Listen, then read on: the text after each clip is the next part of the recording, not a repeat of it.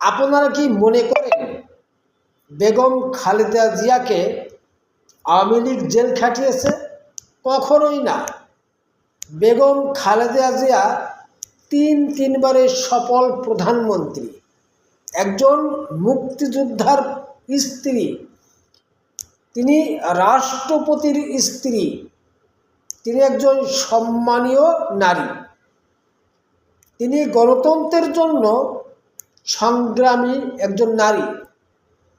সেই নারীকে আওয়ামী লীগ জেল খাটাবে, 7 বছর জেল খাটাবে সামান্য কিছু টাকার জন্য, এমনটা ভাবার আমাদের সুযোগ নাই।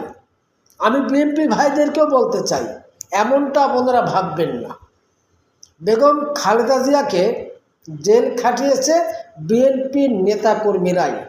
আপনারা জানেন বিএনপির ভিতরে অনেক বড় বড় ব্যাংকাররা আছে, তাদের ব্যাংক রক্ষা করার জন্য, তাদের টাকা পয়সা যেন লুটপাট না হয়, এই জন্যই বেগম খালেদা জিয়াকে স্বইচ্ছায় তারা জেল খাটিয়েছে।